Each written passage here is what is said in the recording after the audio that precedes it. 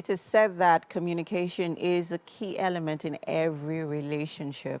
If your relationship does not have communication, it's suffering. Well, on relationship right now, we will be discussing communication styles, must-haves for everyone.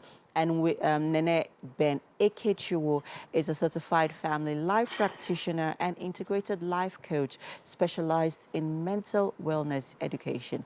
And she will be doing justice to the topic, communication styles. How are you doing this morning? I'm well, and it's good to see you. It's good to and be you look here. radiant as well. Thank you so much. Yes. Thank you. They said that, first off, let's establish what communication styles are, and let's also break down, the various styles that are important for every relationship to thrive. Awesome. Thank you very much. So when it comes to communication, it's basically how you pass on information.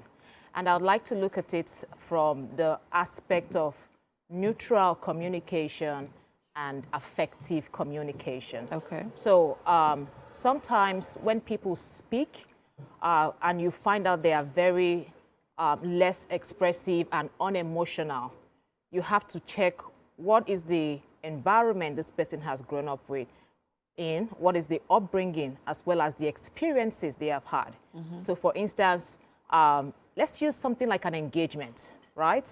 So for an engagement, you would expect some build-up, excitement. For some people, they would, get engaged and they don't want all the paparazzi. You can see that person is a little bit neutral. But for some people, they want the, pomps and pageantry and all of that excitement. That's more of an effective person. Okay. So you have to understand how I or the person wants to be, the significant other wants to be communicated to. So from the neutral, you find out the person just wants everything very calm, not so loud. Exactly. For the affective, you could also go back to their environment. You could also go back to their experiences. You could also go back to their upbringing. For some people, they have grown up. Take, for instance, a lot of, there's this perception that Africans are very affective. So you find yourself, maybe you run into an old school mate, they would scream, right? Oh, especially if it's someone that you had a relationship with. You scream and greet the person. But for some people, they just bow and, just, hi, like, nice to see you. Doesn't mean they're not excited to see you, but it is their own way of communicating to you. But when it comes to you receiving that communication, you have to look at, for instance, the non-verbal communication. Some people may not express that excitement, but you see from their expressions, their body language, that they're happy to see you.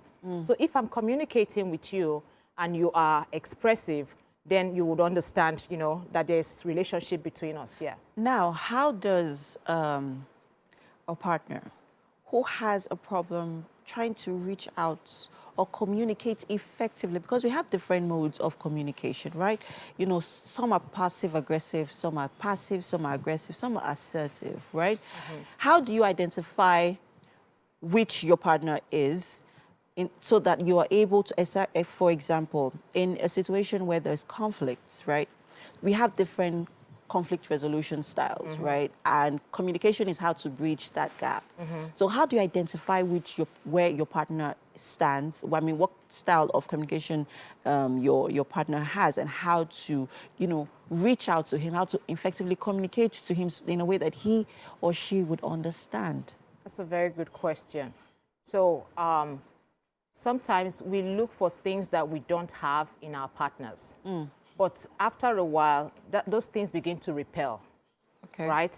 So when it comes to communication, you have to be self-aware of what makes you bond or click with people. Some people that are very quiet always admire people that they wish they could express themselves the way those people do. But after a while, that expression turns into talkativeness. So you have to be careful. What are those things that you were looking for in a person, and be sure that they are not basic, they are not shallow, beyond the looks, beyond what I see that is attracting me. Is it enough to sustain us all through our relationship? So you have to look beyond, the basic attraction first. looking beyond the basic of attraction. Now let's talk about the aggressive kind of communication. If I am not, for example, if I am not the aggressive type, right? Let's say I am the assertive type, because there's a tendency for there to be that clash where I'm assertive, you're aggressive. There's this tendency to be a clash, right? So how do I properly manage, and, what do I need to deploy, in regards to communicating effectively so that it doesn't come off as, there's some pride underneath that assertion. Yes. You understand what Yes. I'm saying? Yes, so that's why I initially broke it into neutral and affective. Because when you tell someone that you're aggressive, that's a reason to actually be defensive. So when you have someone that is aggressive, you have to understand the person is coming from somewhere. Some people are used to being shouted on when they have to communicate, and they say they are being passionate with their communication. So you have two wrongs can't make a right. So one person has to understand, validate his or her feeling. Some people might say, oh, when I hear people talk aloud, it triggers me. Some people say, when I hear people talk too low, it triggers me. So find out. So I see you always passionate about how you talk. Do you know why or how you started doing that? Make the person conscious of how they talk. So it's beyond, basic conversations. It has to be ongoing. So that if it's something you have to moderate, you begin to say it gradually. You always talk very passionately. Why is that? Person says, oh, you mean I shout? Let the person be the one to, say it, not to say, you shout too much. You're always talking. No, yeah. And now, some people might feel it's disrespectful. Are you challenging me? Are you telling me that I talk loud? Exactly. Right. Yeah. So, how do we manage? That's what I said. Especially when ego comes into play, right? Because, for example, my husband would always say, you approach, right? When you're up, you have to come, soft. You have to deploy some level of emotional intelligence when approaching, certain situations, especially, the origin, of course, also depends on your partner. Yeah. Right.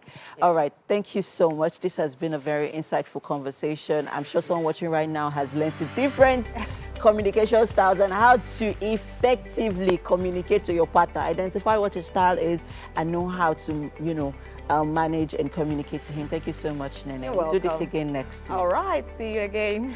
All right, we have to go now. That's the top of the hour, people. Wake Up Nigeria continues in just a bit. Don't go anywhere.